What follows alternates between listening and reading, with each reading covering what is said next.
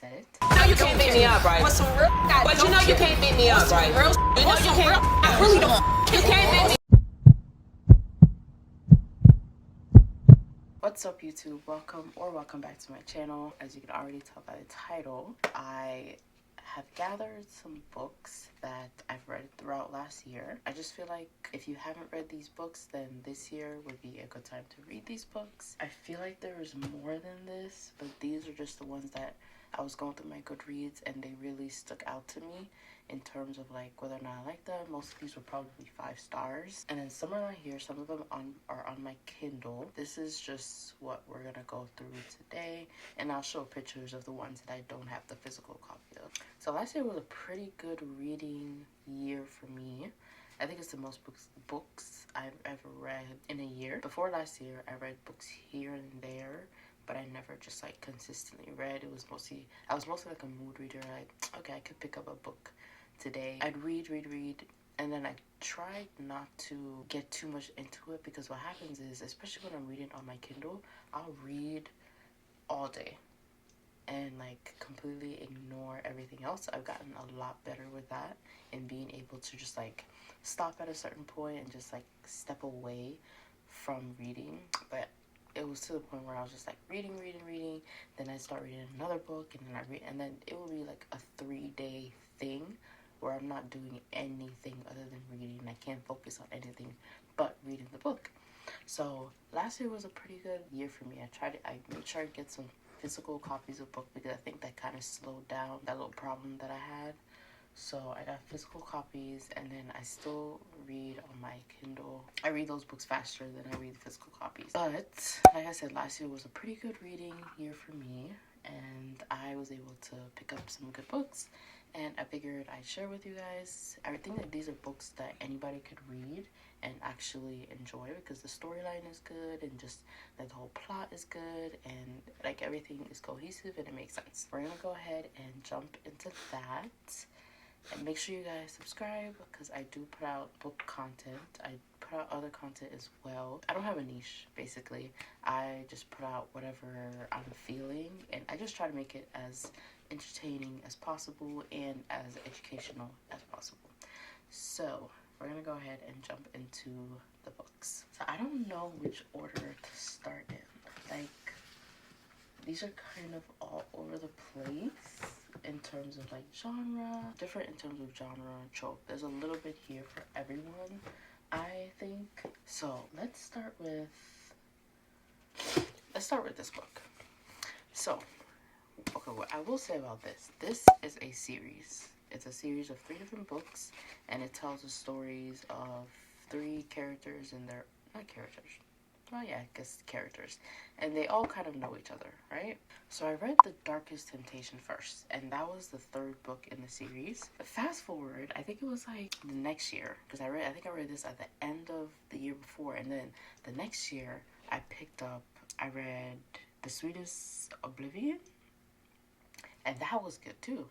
So I was like, and then I read the product description of this one, and I was like, this doesn't really seem like my cup of tea. I don't really like the whole enemies to lovers type of trope, and I don't. But anyways, I still picked it up and I read it, and I loved it. I loved the entire series of this book. I read the entire series. I love the entire series. I think this is definitely a series that I think you should pick up, and I only have the physical copy of this one, but I definitely think that you guys should read all 3 of the books, and you definitely would not regret it whatsoever. So the first one is called The Sweetest Oblivion, Elena and then Nicholas Rousseau. You have the second book, which is this one, The Maddest Obsession, and this one is about Gianna and Christian just so happened to be, I don't remember if he was an FBI agent or an ex-FBI agent, but essentially he works for the FBI, but also is like, he also works with the mafia. So these 2, as much as they try to deny it, they were perfect for each other. And then the 3rd one was The Darkest Temptation, which is about Christian's brother, who still lives in Russia, and Mila, who went to Russia to basically find herself and ended up getting kidnapped by, what was his name? I don't know. She went to Russia to look for her father and ended up getting kidnapped by one of his like worst enemies, blah blah blah. And then they just so happened to, I guess, fall in love, if you want to call it that. Yeah, this one's a mafia series, mafia romance.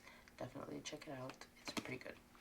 No regrets. Then, if you don't already know this one is definitely one that you should read. It's very cute, like super cute. It's about Daniel and Alexis. Alexis is a doctor, and then of course her family has like these expectations for her, and then you have Daniel, who is basically, who lives in this small town and not poor, well, I guess he would be poor, but they're like on opposite spectrum of financial situations, and she so happened to get stuck at the small town. So I think something happened to her vehicle, something like that, and they met and they decided to form this like friends with benefits type of relationship, where she would just go to him to just escape from the world that she lives in with all the pressure, and basically they ended up falling in love.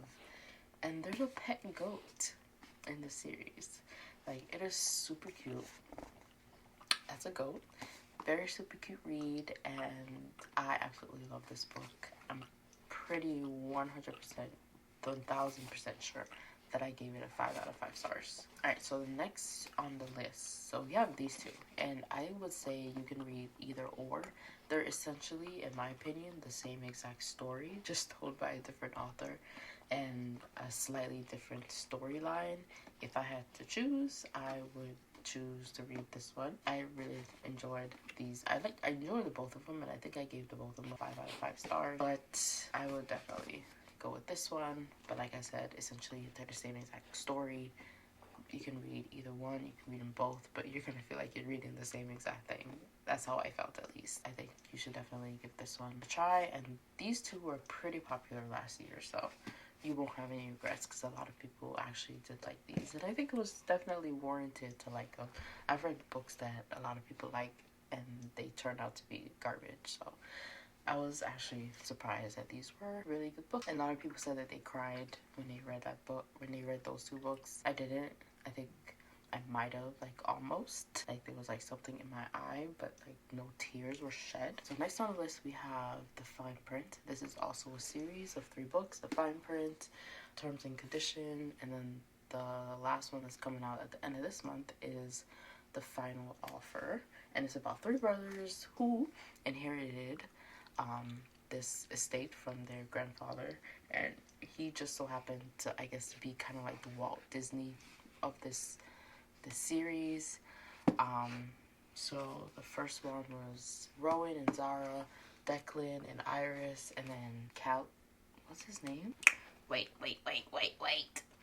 Cal, and I don't know the name of the other person, the other girl, in that series, but I did order it, and it should be coming in at the end of this month being January. But out of the 2 that I've read so far, and I don't know, a lot of people may not agree with me. A lot of people really like the second one. Maybe I'm just not a fan of like the marriage of convenience. I like the intense. I mean, that one was intense. I would say, like, they had their moments, but I prefer this one. I don't know why. I thought this one was nice. I thought it was cute. We'll see how I like the third one. We have ACOTAR, A Court of Thorn and Roses. This is a whole series. I think it's like 4.5 books, and the half being like there's like a little mini book in between. These books are pretty long, and they basically just get longer the more you read them. I've read the first one, the second one. I haven't gotten to the third one yet, but I definitely will be getting to it. I love the series so far. I have absolutely no regrets. This is my first like fantasy romance book that I've read, and it's actually really good. And if you want to know, I'm definitely team Reese. There, I said it. No, you can't beat me up, right? But you know you can't beat me up, right? You know you can't. I really don't. You can't beat me.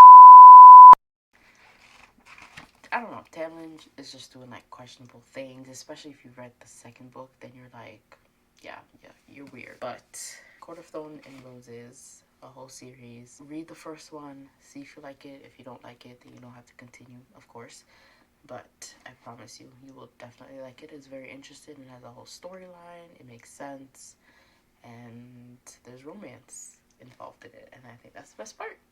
So the next one we have on the list is The Wedding Date. This is a interracial type of situation. And I actually enjoyed it very much. I thought it was very cute. When I was reading that, I wasn't expecting this story. But the way that they fell in love and like the way that they met and like the situation behind their storyline, it's really cute. I just liked it because I thought it was cute. I didn't have any like thing to say about this. I don't think there was anything that I didn't like about it. You know how you read a book and then there's one part that's like questionable and you're like, I think you just lost a star or a half a star. That never happened for me in this book. And definitely I think this one I actually picked up from Target. It was never on my radar. I was just in Target and I was like, let me go to the book aisle and see what I can pick up. And this is what I ended up with.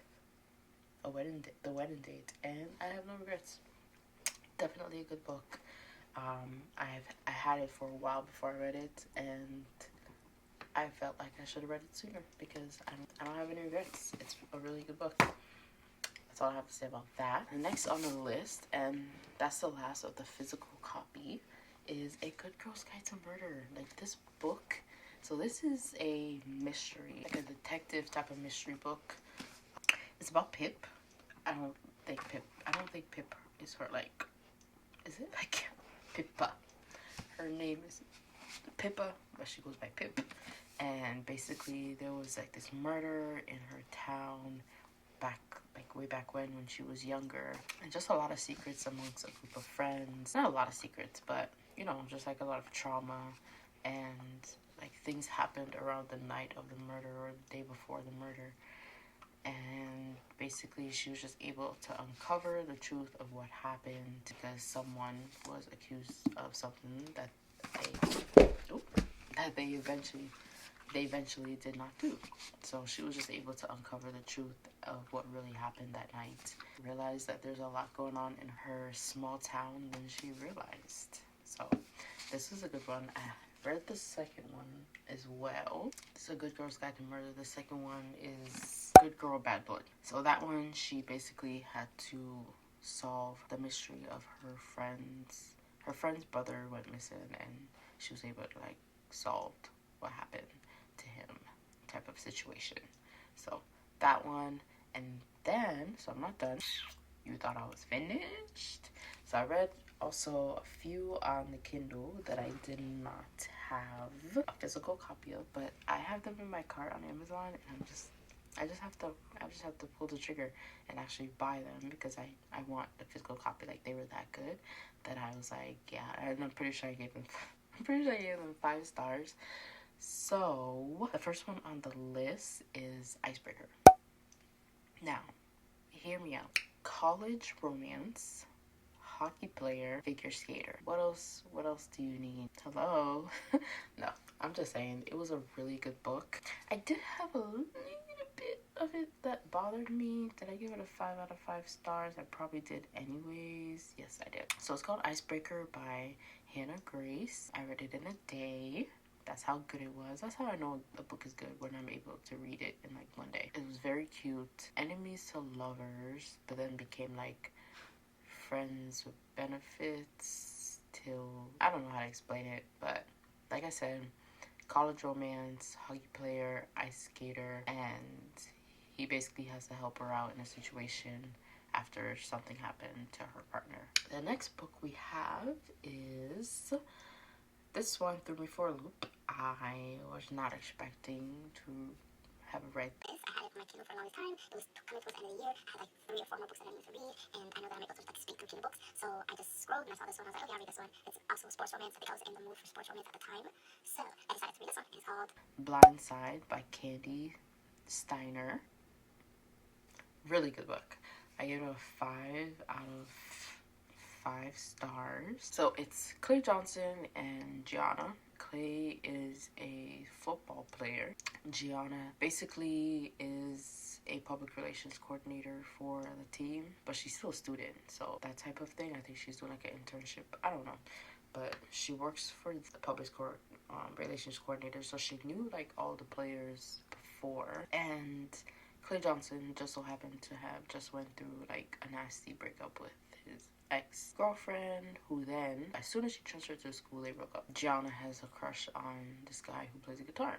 So they decided to basically get into a relationship of convenience. He wanted to date Gianna, or pretend to date Gianna, to make the ex-girlfriend jealous. And then she wanted him to help her get the guitar playing guy to notice. So at the end of the day, it all worked, but you know, like any other convenience relationship, they started to have feelings for each other. And yeah, it's just overall a very cute story. Also, like I said, a sports romance, but he plays football. The football is kind of a center of it as well. And then like he has like this weird also family dynamic relationship that comes into play. That one was a good one. It was very unexpected, but it was good. I really enjoyed it. And then the last one I read last year, I had already read the first book in the series, so I was like, I might as well just read this one. This one is mafia romance, I guess, kind of. It's The Stolen Heir by Sophie Lark. If you don't know Sophie Lark, then you're dead. But it's a really good book, and it's a part of the Brutal Birthright series. Definitely standalone, enemies to lovers. And kind of have some like Stockholm syndrome type of thing going on there. So if you're not into that type of book, then I wouldn't read it. But he kidnaps her because they murdered his father, and she falls in love with him. He falls in love with her, and they live happily ever after. But yeah, it's a good book. That's not all it is. Make sure you read it. There's like actually substance to it and stuff like that. So make sure to read it if you want to. So that is pretty much it for like all the books that I surprisingly liked last year, and all the books that I think that you should definitely pick up and try to read this year to see whether or not, you know, I think they're good books. And if you're stuck and not really sure of a book to read, then these are definitely my recommendations if you have not read any of these at all. These are the books. Make sure to check them out. And I hope you guys like this video. Please make sure to subscribe so that you can see more book content from me, as well as any other content that I may put out. Who knows? You might like it. You might not. That's okay. Just subscribe and see what I have in stores for this year. I think I have a pretty good lineup of videos to come. So stay tuned for that. I'll see you guys in the next one.